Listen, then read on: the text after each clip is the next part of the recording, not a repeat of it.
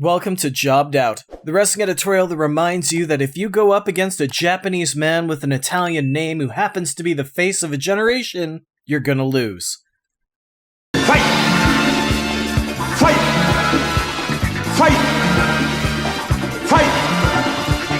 Fight! You don't fuck with Antonio Inoki.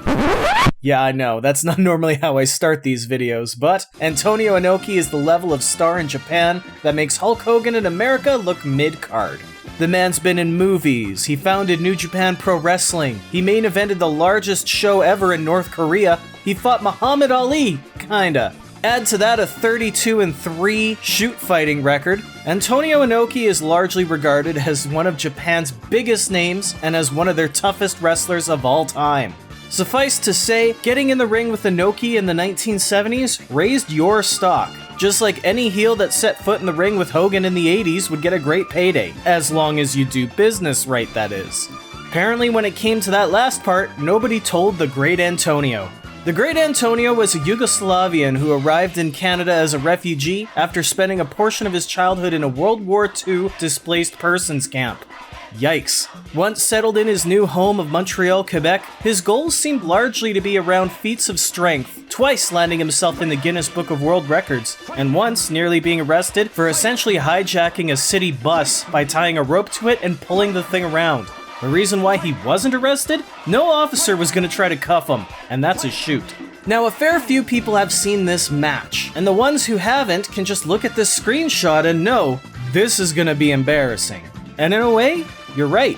But what a lot of people miss or don't know is that this wasn't just some random mismatch with some untrained goof who didn't belong in the ring. The Great Antonio was no slouch, no matter how he looked. I actually want to give some credit and a shout out here to Culture Roast's YouTube channel for doing a fantastic deep dive into the life and career of the Great Antonio. I 100% recommend giving that video a watch after this one for all the surrounding details around the Great Antonio's life. As for here and now though, I'm here to talk about the match.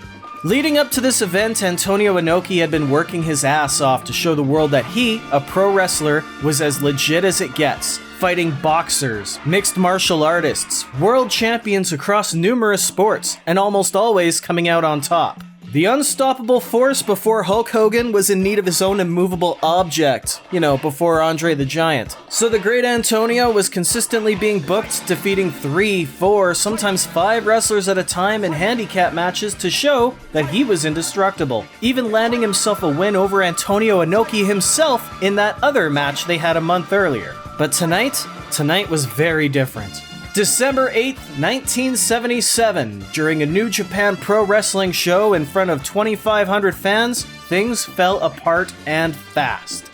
Now, many who just glanced over this match thought Antonio's King Hippo style of taunting and refusing to sell for Inoki's offense was the cause of this. But actually, that was par for the course with these kinds of matches.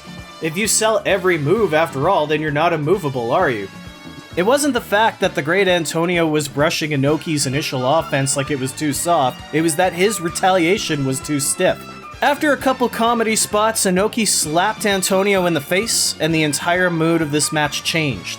Great Antonio brought Inoki to the ropes, and where he was supposed to club Inoki's back, he instead sloppily smacked Inoki across the back of the head and neck as hard as he possibly could 3 times. It was at this moment that he knew. He fucked up. Now look at Inoki's face. In Japan, there was always the risk of wrestlers trying to shoot on each other, embarrass their opponents, make themselves look bigger and better. Well, if there's one person you don't do that to, it's probably the guy who owns the ring you're standing inside of. Inoki slapped Antonio right in the face and motioned for him to square up. After a few more smacks, Inoki promptly kicked Great Antonio in the head, stomping Antonio repeatedly into unconsciousness. Knowing something was wrong, Antonio's manager, sorry, I actually don't remember this guy's name, got in the ring and the referee called the match. A KO victory for Antonio Inoki. When Great Antonio did regain consciousness, his manager pled with him to stay on the ground and not get into more trouble, as Great Antonio was already in hot water during this tour. Apparently his most common move backstage was complaining constantly about the accommodations and demanding bonuses. This match against Antonio Inoki would be Great Antonio's final match, as he would be fired from New Japan shortly after and return to Canada.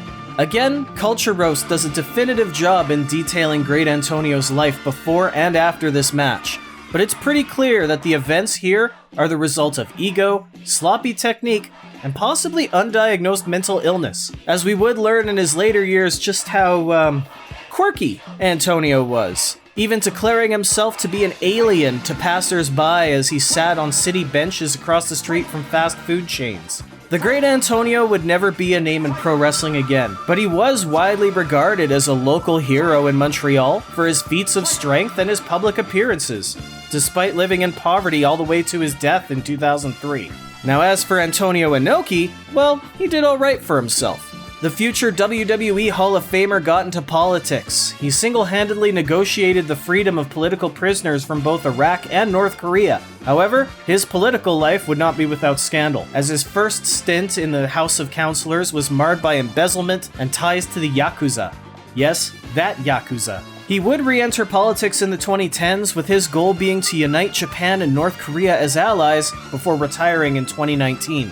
There you have it though, the story around Antonio versus Antonio, the match that got too real too fast. There are a lot of lessons that could be taken from this. Work with people you trust. Don't be sloppy when things could get dangerous. Don't be demanding with your peers. But the most important lesson? Ya don't fuck with Antonio Inoki. So with that said, what did you think about this incident? Was Great Antonio taking liberties, or should Antonio Inoki have backed off? Could they have saved this match if cooler heads had prevailed? And what other shoot matches, or matches that got real, would you like me to cover down the road? Yes, Katao and Tenta, that one will happen, I promise. Anyway, let me know in the comments and be sure to subscribe to the channel for more, because I want you to be a part of this conversation too. For now though, I better get my shoulders off the mat, so thank you for tuning in to Jobbed Out. I'll catch you next time.